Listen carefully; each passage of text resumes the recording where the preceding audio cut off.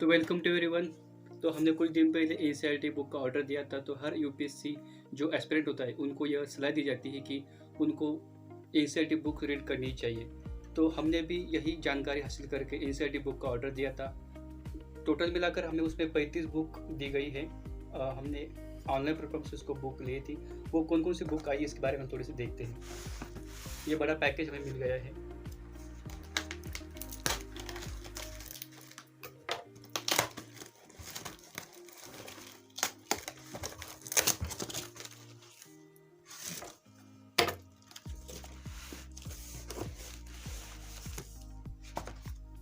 तो सबसे पहले हमारी बुक है समाज का बोध कक्षा 11वीं के लिए। ये बुक है।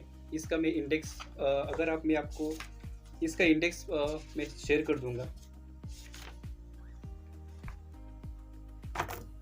उसके बाद हमारे नेक्स्ट बुक है समाजशास्त्र का परिचय। यह हमारी बुक है। ये भी कक्षा 11वीं की बुक है। उसके बाद नेक्स्ट बुक है हमारे अर्थशास्त्र में सांख्यिकी। यह भी कक्षा 11 की बुक है। आपको स्क्रीन में इसका जो इंडेक्स है वो शेयर होगा। उसके बाद राजनीतिक सिद्धांत कक्षा 11 की यह बुक है। टोटल हमें ऐसे लगभग 35 किताबों का संचय दिया गया है। उसके बाद भारत का संविधान सिद्धांत और व्यवहार, यह भी कक्षा 11 की यह बुक है। इसके अंदर काफ़ी अच्छी बनावट है बुक की और इसकी पढ़ने में बहुत मज़ा आता है। उसके बाद है कक्षा 11 की इकोनॉमिक की भारतीय अर्थव्यवस्था का विकास।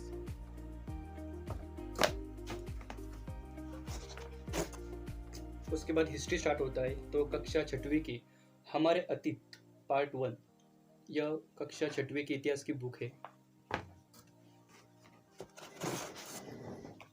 इसके बाद है कक्षा 7वीं की हमारे अतीत पार्ट 2, इतिहास की यह बुक है। तो काफ़ी पढ़ने में इसके मज़ा आएगा हमें पढ़ने में।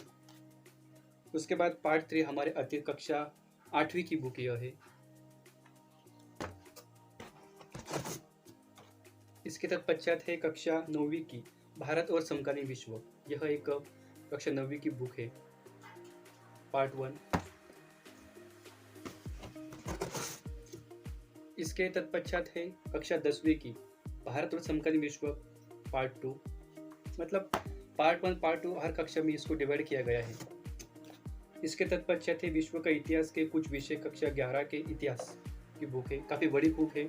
काफ़ी यहाँ पर हमारी संकल्पना क्लियर होगी, क्योंकि मोस्ट ऑफ स्टूडेंट को ऐसा डाउट होता है कि हमें विश्व इतिहास के लिए कौन सी बुक पढ़नी चाहिए। तो सभी जो फैकल्टी होती है किसी भी कोचिंग की या फिर कोई जो अनुभवी एक्सपीरियंस एस्पिरेंट होते हैं वो बोलते हैं आप कक्षा 11 की विश्व इतिहास पढ़ो। उसके तत्पश्चात है कक्षा 12 की भारतीय इतिहास के कुछ विषय, पार्ट या भाग 1। इसके तत्पश्चात है कक्षा 12 की भारतीय इतिहास कुछ विषय, पार्ट 2।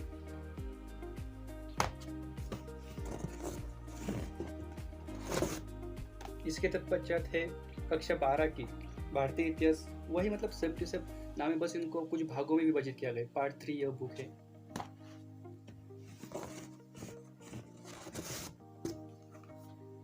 उसके बाद है समाज एवं राजनीतिक जीवन, पार्ट 1, कक्षा 6वीं की यह पुस्तक है। इसके तत्पश्चात समाज एवं राजनीतिक जीवन, पार्ट 2, कक्षा 7वीं की यह किताब है। इसके बाद सामाजिक एवं राजनीतिक जीवन, पार्ट 3, कक्षा 8वीं की यह बुक है। इसके तत्पश्चात है लोकतांत्रिक राजनीति, कक्षा 9वीं की यह बुक है। इसके इंडेक्स के माध्यम से आप पता लगा सकते हैं कि एनसीईआरटी कितना हमारे यूपीएससी में महत्वपूर्ण है, क्योंकि हम स्टैंडर्ड बुक को फॉलो करते हैं। स्टैंडर्ड बुक में जो लिखा हुआ है वो एकदम सिंपल लैंग्वेज में इन बुक में लिखा हुआ होता है। उसके बाद है कक्षा 10वीं की लोकतांत्रिक राजनीति, पार्ट 2। इसके तत्पश्चात है समकालीन विश्व राजनीति, कक्षा 12 की राजनीति विज्ञान पुस्तक पाठ्यक्रम के लिए। इसके बाद है समष्टि अर्थशास्त्र एक परिचय, कक्षा 12 का अर्थशास्त्र के लिए बुक है।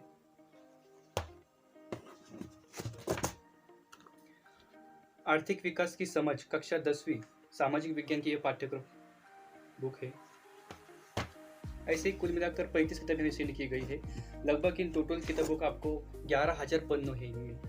तो सामाजिक जीवन समकालीन विश्व भूगोल की कक्षा 9वीं की ये बुक है, क्योंकि भूगोल के लिए बहुत डिमांड है। एनसीईआरटी पढ़ो और लाइन टू लाइन, मतलब कुछ एस्पेक्ट ऐसा अनुभव किया है कि directly line to line UPSC कभी कोई बार पूछ लेती है। उसके बाद है कक्षा 9वीं की अर्थशास्त्र की बुक।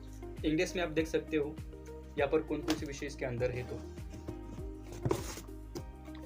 उसके बाद एक व्यष्टि अर्थशास्त्र कक्षा 12 की बुक है। हालांकि हमें कक्षा 12 की जो समष्टि अर्थशास्त्र व्यष्टि अर्थशास्त्र, उसमें से हमें समष्टि जो अर्थशास्त्र होता है वो पढ़ने की जरूरत नहीं होती है, क्योंकि वो इतना पूछा नहीं जाता है।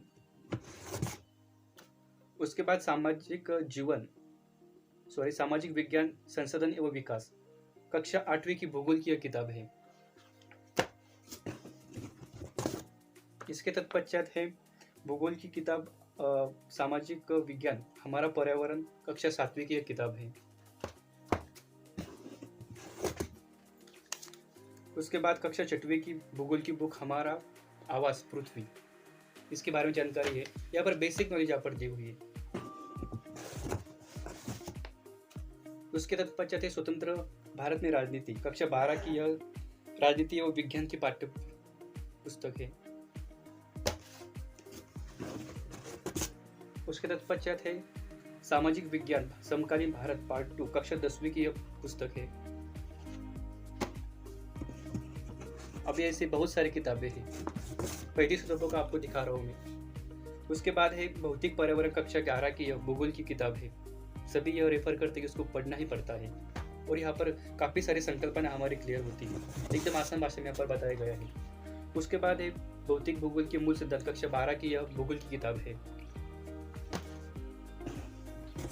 इसके तत्पश्चात है भारत, लोग और अर्थव्यवस्था कक्षा 12 की यह किताब है भूगोल के लिए। उसके पश्चात है मानव भूगोल मूल सिद्धांत कक्षा 12 की यह पाठ्य पुस्तक है। इस तरीके से इतने सारे टोटल किताब कुल मिलाकर अगर आपको बताओ तो 35 किताबें में मिली है। ये कहाँ से परचेस की, इसको मैंने ऑनलाइन फ्लिपकार्ट से ऑर्डर किया था। लगभग यह पुस्तक 2300 की है, कुछ डिस्काउंट मिला था। हालांकि इसके प्राइस ऊपर नीचे होते रहते हैं। तो आपका अमूल्य समय मुझे देने के लिए आप सभी का धन्यवाद।